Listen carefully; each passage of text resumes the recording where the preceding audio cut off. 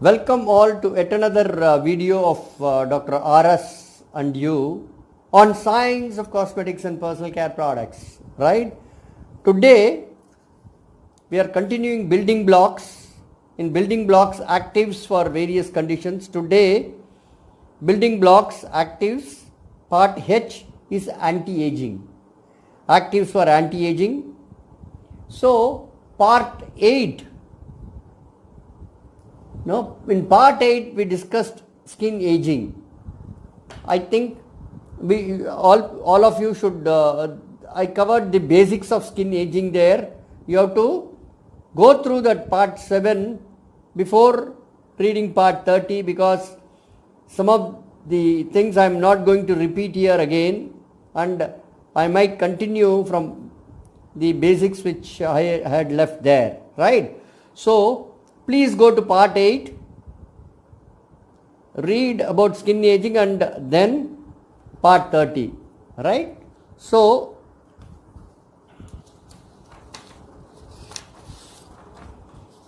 skin aging part 30, right?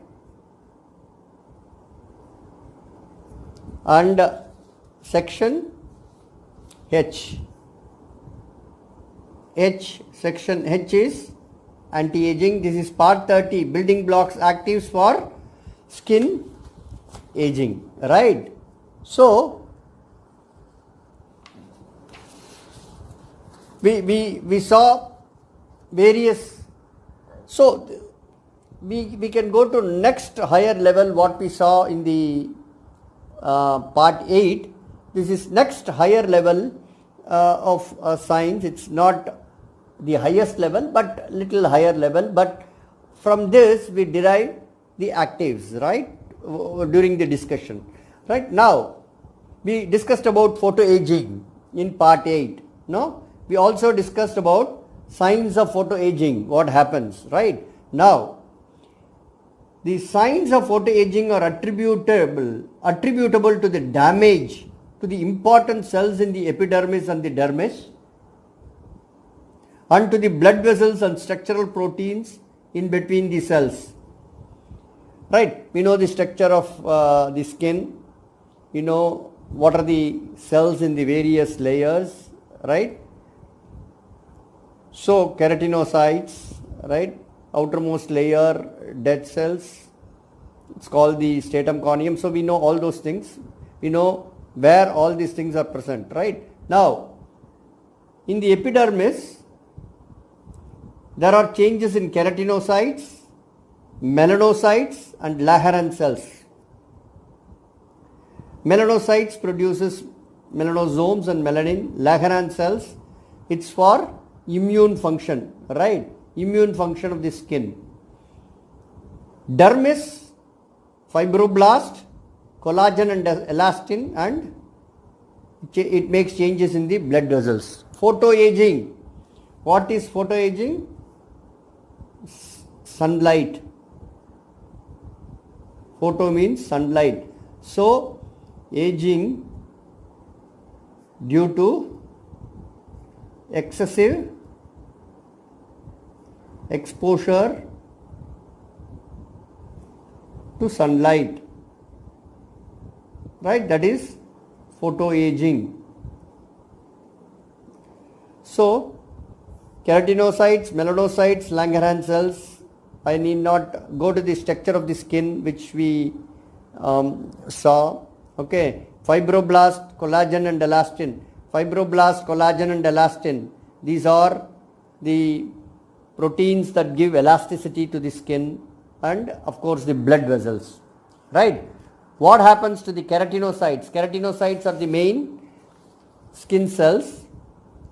Keratinocytes, changes in the epidermis. Keratinocytes and keratinocyte stem cells may produce clones of abnormal cells of varying size. Pycnotic nuclei, nuclei that are shrinked, with abnormal DNA and an irregular growth pattern. They contain more melanin granules, and this is the first easily detectable signs of skin aging. SIGN sign, mark of skin aging. So what happens? The keratinocyte cells starts producing abnormal cells of varying size, pycnotic nuclei, meaning shrink nuclei with abnormal DNA and an irregular growth pattern. They contain more melanin granules, so patchy pigmentation, and this is the first easily detectable sign of skin aging. Right? This is keratinocyte, changes in the keratinocytes, change in the Langerhans cells, which is responsible for the immune function. In Langerhans cells is present in the epidermis, right? Responsible for immune function of the skin, right? And would normally detect cells that have undergone DNA damage and mutation. Okay, that is Langerhans cells. However, Langerhans cells are also susceptible to UV radiation of sunlight, and as a result, these aberrations are not detected and clones of abnormal keratinocytes and melanocytes may proliferate. So what happened? Langerhans cells, it detects abnormal cells, keratinocyte cells and melanocyte cells, and it removes it, right? That is the immune function, no? It engulfs it, remove it. But under UV radiation, Langerhans cells can also be affected, and because of that, there can be abnormal keratinocytes and melanocytes are formed and they may proliferate. Solar keratosis developed in irradiated skin of many and may progress into skin cancer. Skin allergies become more common if Langerhans cells are damaged. Patients are more prone to skin infections. See, Langerhans cells plays a very important role in the immune function. So, UV can attack, excessive exposure to sunlight can attack the Langerhans cells, and that causes lot of changes in the keratinocytes, melanocytes cells, and also it will lead to more skin allergies and skin infections, right? So Langerhans cells can get attacked in the epidermis. Then melanocytes, DNA of melanocytes may mutate to produce much more melanin than the normal. That is why aged skin, you can see patches of dark skin.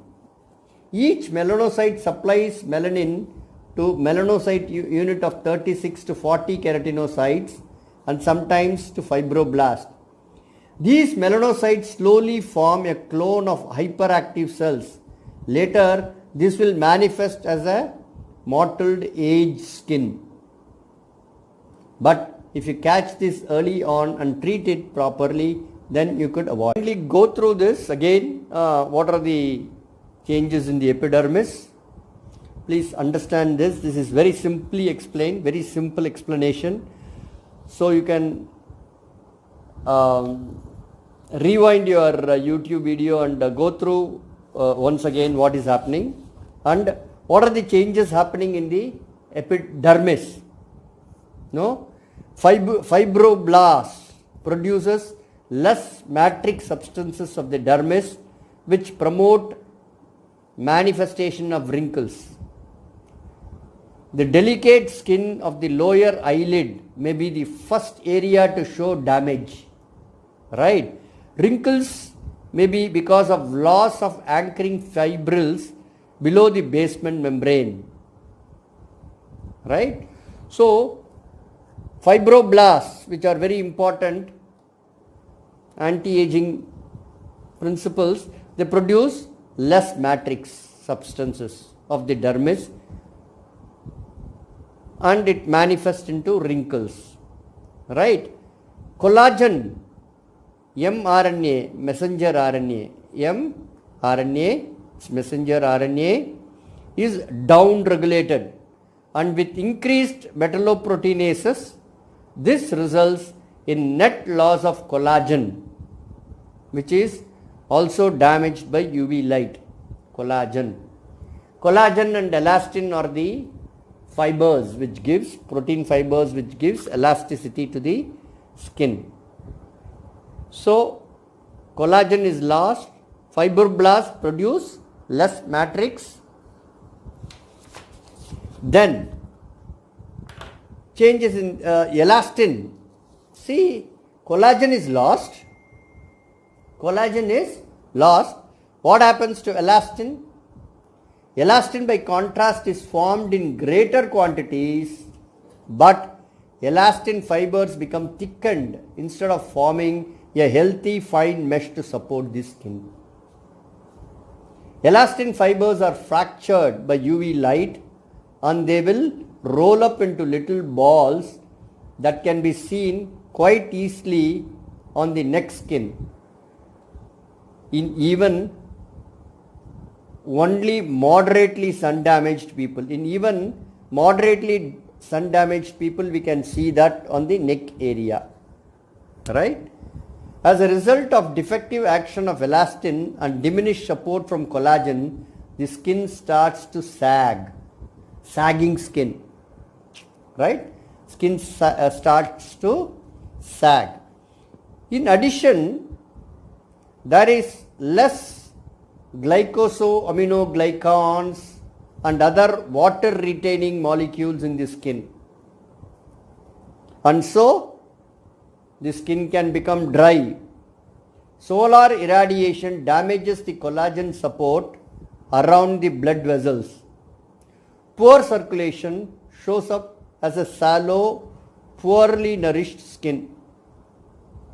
So glycosaminoglycans important for the moisturizing principles, for producing moisturizing principles in the skin,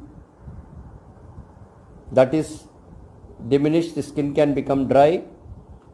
Solar irradiation damages the collagen support around the blood vessels. Poor circulation shows up as a sallow, poorly nourished skin. So blood circulation reduced because of the damages in the blood vessels, and so skin is poorly nourished. So sun exposure on the molecular level, a photon energy can be absorbed into a molecule which is then altered. See, what is photon energy? We will not go into deep of the electromagnetic radiations, but photon energy is a discrete packet of energy associated with electromagnetic radiation. Electromagnetic radiation. That is E is equal to h nu, right? So this is h is Planck constants, mu is the wavelength of light, right? So it's the energy, photons energy, okay, at molecular level. So you know photons, no? Photons, neutrons, electrons. Photon energy can be absorbed into a molecule which is then altered, right? In some cases, this interaction causes heat when light interacts with melanin, or it can cause light, or chemical nature of the molecule may be altered. For example, when vitamin A molecules absorb the energy of photons in the range of 334 nanometers, the increased energy changes the structure of the molecule and the vitamin A activity is lost. It is because of the photon energy. As a result, localized deficiency of vitamin A and other photosensitive molecules develop after exposure to sunlight, right? This is in the UVB.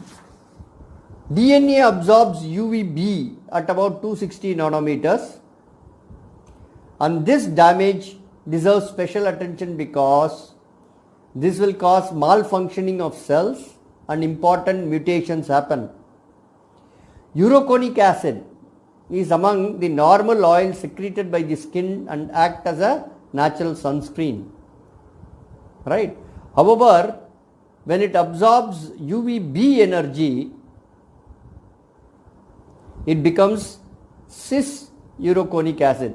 This uroconic acid, we discussed its pathway when we discussed skin moisturization. You can go back and see the skin moisturization, the filaggrin cycle we discussed in section actives for skin moisturization. Actives for skin moisturization, we discussed uroconic acid pathway, right?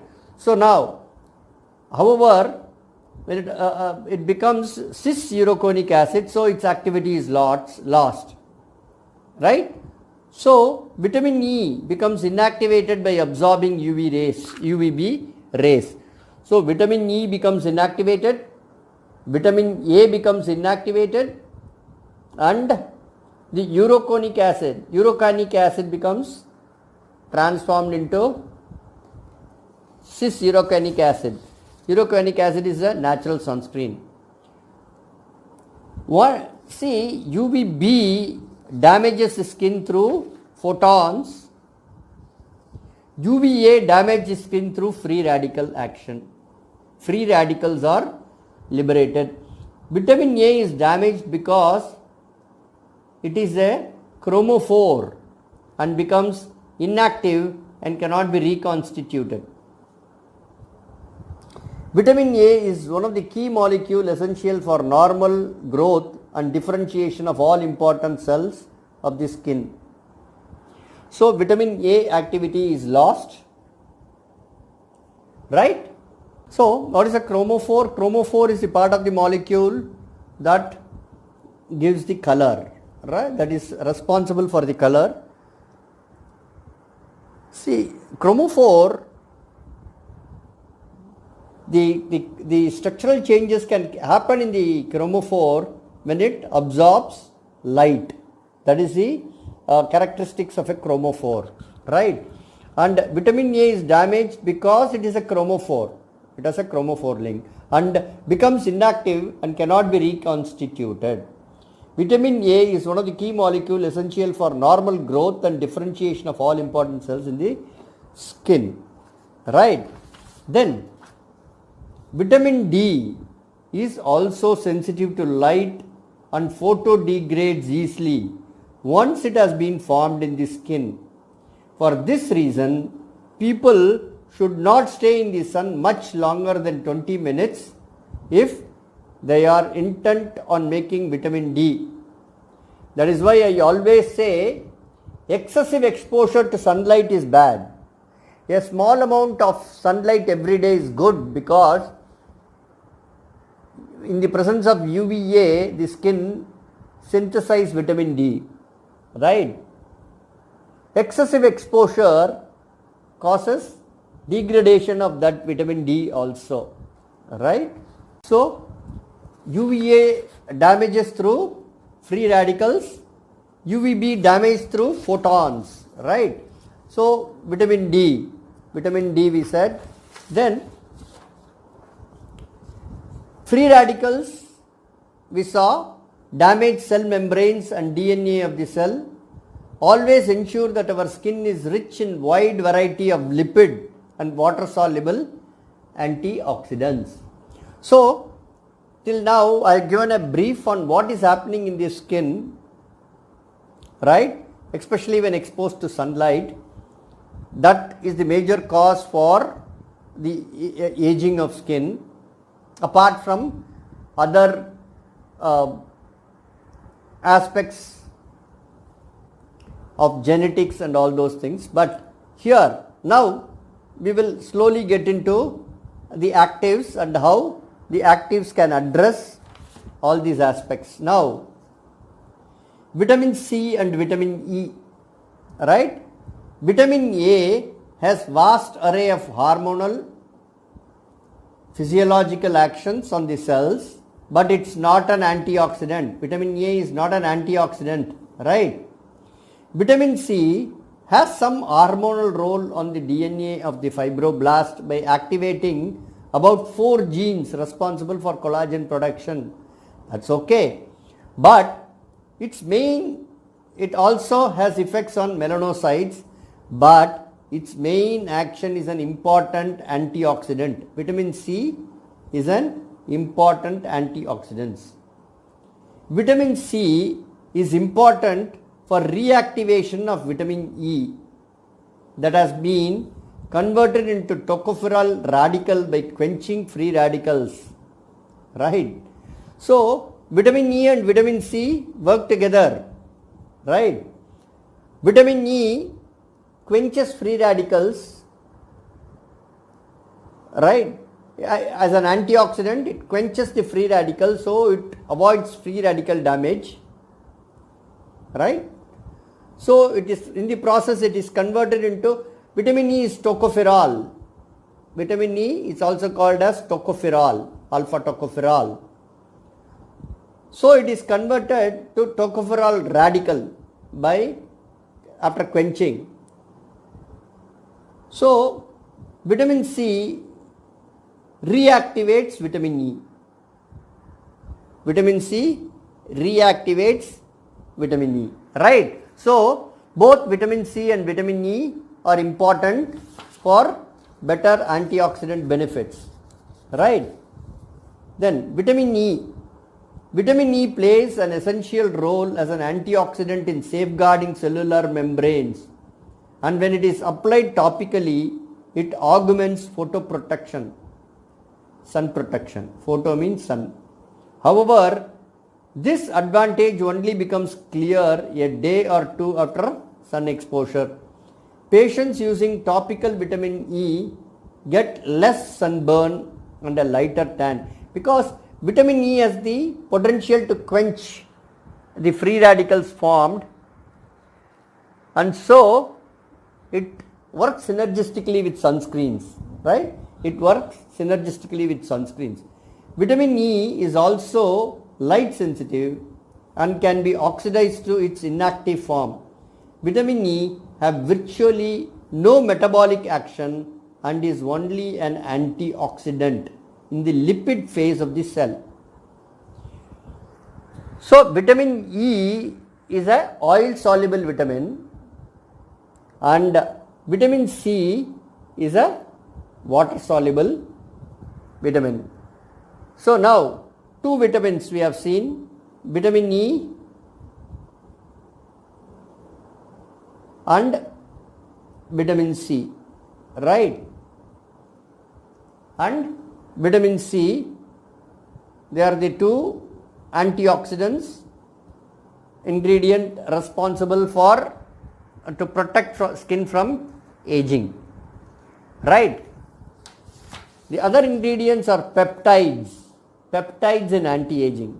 Research show that active peptides such as palmitoyl pentapeptide and palmitoyl hexapeptide have special value in stimulating the production of collagen and elastin. They are both made of a sequence of amino acids normally found in collagen and elastin, right? Palmitoyl pentapeptide stimulate about 16 genes in skin cells, which is only a fraction of genes stimulated by vitamin A, right? The peptides are not an alternative to vitamin A and should not be used and should be used in conjunction with vitamin. So vitamin A and peptides together work very well. Copper peptides facilitate healing of tissues and may assist in remodeling of collagen. Probably the most appropriate indication of copper peptides is on skin injured by peeling, laser or dermabrasion. There are all the techniques where the surface skin is peeled off. So copper peptides work on that injured skin so that it doesn't become sensitive. So the actives, we will build vitamin E, vitamin C,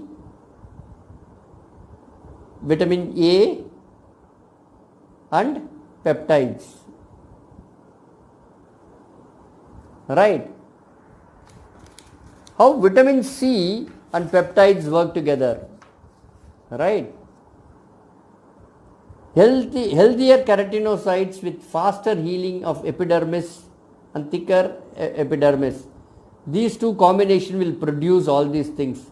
Healthier keratinocytes with faster healing of the epidermis, better control of pigmentation and prevention of post-inflammatory hyperpigmentation, more intense collagen deposition from direct stimulation of the responsible genes, healthier collagen, thicker dermis with better support of blood vessels, healthier blood supply to facilitate healing and growth, greater elastin and collagen formation.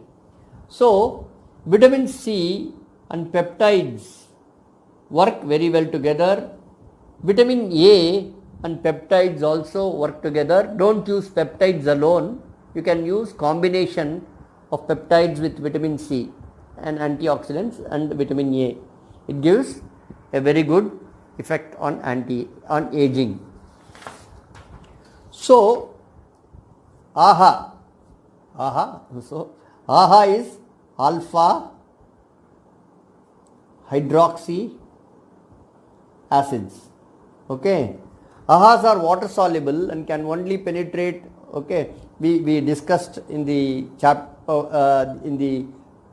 in the part 8 also. They are effective in desquamating skin, increase cell turnover and stimulate keratinocyte growth and modify barrier properties of the skin. An important concern about AHA is that they may sensitize skin to UV damage. This, however, is transient and disappears on cessation of the treatment, on stopping the treatment. Okay, that is cessation of the treatment. So this is how alpha hydroxy acids work, right? So what are the various alpha glycolic acid, right? Glycolic acid has been shown in vitro to stimulate the production of collagen. Epidermal and dermal remodeling of extracellular matrix can result in high concentrations of collagen. Longer treatment intervals may result in collagen deposition, as suggested by measured increase of messenger RNA. Okay, so alpha hydroxy acid. Lactic acid has greater value in enhancing natural moisturizing factors and is much more kinder to the skin than glycolic acid. Kinder means less irritating to the skin.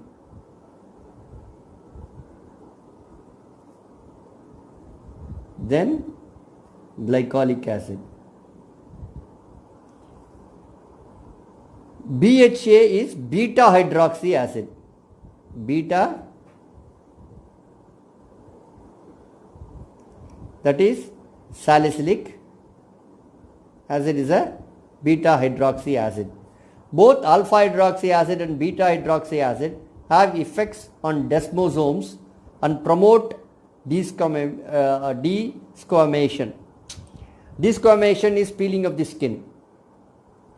Beta hydroxy acids may be more effective because they are lipid soluble. Alpha hydroxy acids are water soluble. Beta hydroxy acids are lipid soluble, penetrate the stratum corneum very well and may penetrate into comedones. They also have the benefit of being more effective at lower doses. Right? So, alpha hydroxy acids and beta hydroxy acids are used because of their cell turnover rate is increased, so cell turnover time is reduced, rate is increased. So new cells are formed at rapid rate. In the process, alpha hydroxy acids and beta hydroxy acids corrects all the defects that can cause aging. Especially it improves the barrier function, it improves the water holding capacity of the skin, right? So that it improves the moisturization of the skin, right? And so now we have seen what are the actives: vitamin C, right, vitamin E, vitamin A, alpha hydroxy acids, that is AHA, beta hydroxy acids, BHA, and peptides. Okay, there are, I can go into depth of mechanism of action of each of everything, but it goes to a higher level of biological sciences. So you can understand the basics of what happens in epidermis and dermis and how these actives can address those things. So now there are lot of herbal ingredients and basically antioxidants from herbs. No? Antioxidants are very, very important for to protect the skin from aging, right? Antioxidants. Basically, there are polyphenols. No? Polyphenols can be anthocyanins, bioflavonoids, proanthocyanidins, catechins, hydroxycinnamic acids, hydroxybenzoic acids. No, they are all polyphenols. So, anthocyanins are found in red wine, berries and pomegranates. Bioflavonoids are found in citrus fruit, soya bean, red wine, ginkgo biloba. Prothocyanidins, okay, are found in cocoa, red wine, grape seed, green tea, black tea, right? Catechins are found in tea, apples, pears, grapes and red wine, right? Hydroxycinnamic acid is found in coffee, red wine, and hydroxybenzoic acid is found in fruit, nuts, tea, right? So these are all the polyphenols. They can be incorporated in your anti-aging products for the anti-aging benefits, right? These are all polyphenols, right? So now, what are the actives? Again, vitamin A, vitamin C, vitamin E, peptides, AHA and BHA, and sunscreens. I need not tell about sunscreens to you. We know what damage solar light causes to skin. So sunscreens incorporate with these things, and herbal antioxidants can be also used. Apart from vitamin C and vitamin E, which is also an antioxidant, and it's also herbal antioxidant, but it's also synthesized also. So these are the antioxidants. These antioxidants are already in our system. No, it is well known in all our metabolic activities, vitamin C and vitamin E. So herbal antioxidants. And if somebody wants to do research on this, no, it's my favorite topic. I am deviating. It's my favorite topic on,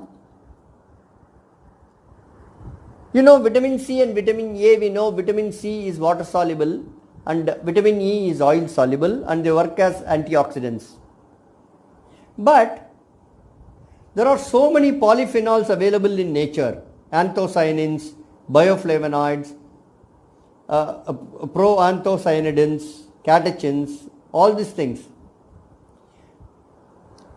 Are there any specific benefits these have as an antioxidant? Because in our systemic also antioxidants are also used to cure diabetes, to cure liver diseases, right?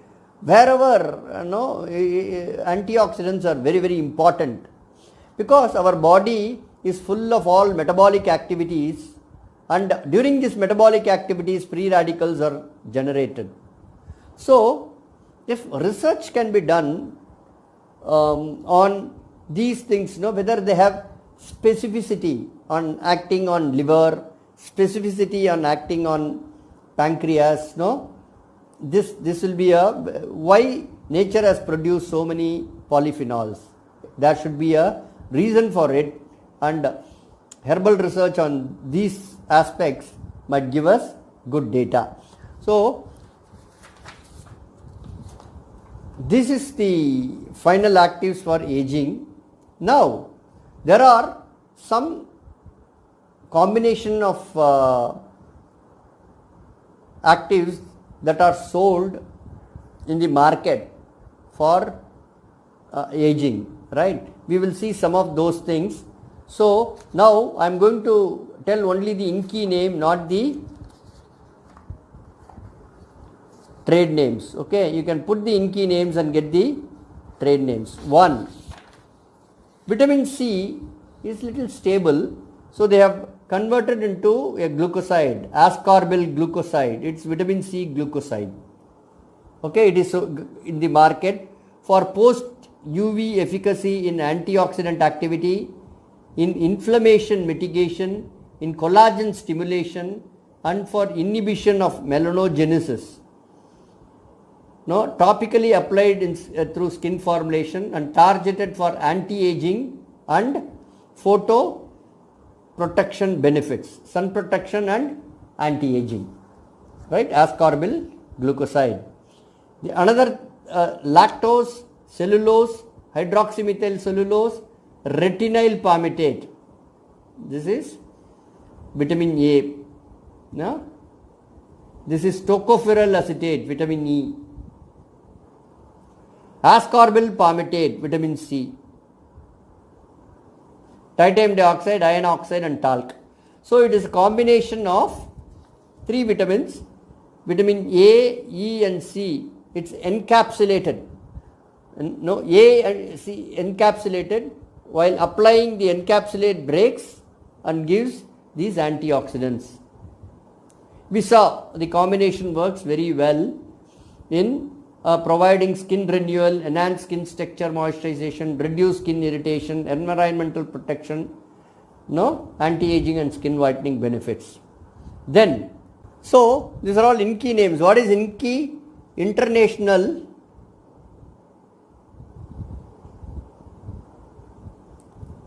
Nomenclature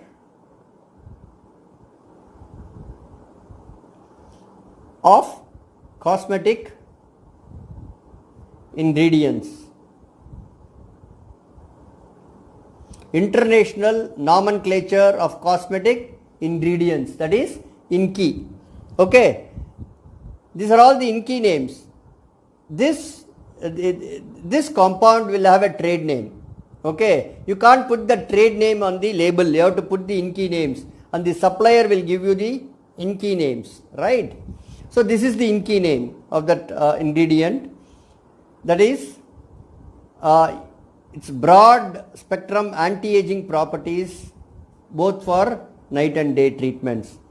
Then tocopherol phosphate, vitamin E phosphate and polysorbate 80 combination for acne, anti-aging and skin whitening products.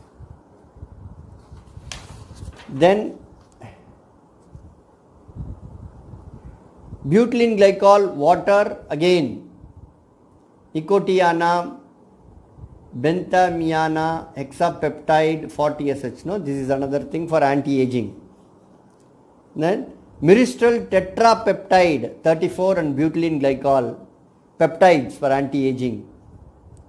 So this is again a encapsulated product with palmitoyl hexapeptide, copper palmitoyl hexapeptide, heptapeptide 15 palmitate and copper palmitoyl hexapeptide 14 and heptapeptide 15 palmitate. These are all combination of peptides, right, for use in anti-aging products, right?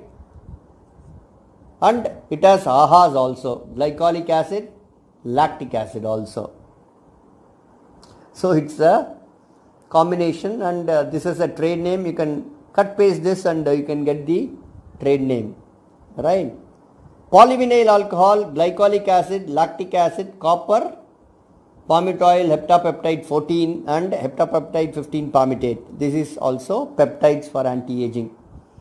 So I have given some of the examples of anti-aging ingredients used is sold in the market. You can get these ingredients. You can get the clinical studies on these things conducted by the suppliers, right? And you can use it in your product and see the benefits, right? So you can use these combinations, and then ultimately what we are trying to achieve through an anti-aging product: reduction, recovery from skin aging, reduction of fine lines and wrinkles, right? Thickening of epidermis, increased normal collagen network, improved elastin deposition, restoration of natural moisturizing factors, normalization of skin color and removal of pigmentation blemishes, normalization of sebum secretion, right? In part 8, I explained that sebaceous secretion is also lost. So please get into part 8 of the anti-aging discussions and then come to this part. It will be easier for you. And as usual, when I end my life lesson, part 30, right? Spiritual energies, various forms of spiritual energies are depicted through images of various gods. This is what I want to share. Thank you for listening to me in this section 30, part 30 of the lessons or the discussions. Thank you. Till I connect with you all in the next sessions. Bye.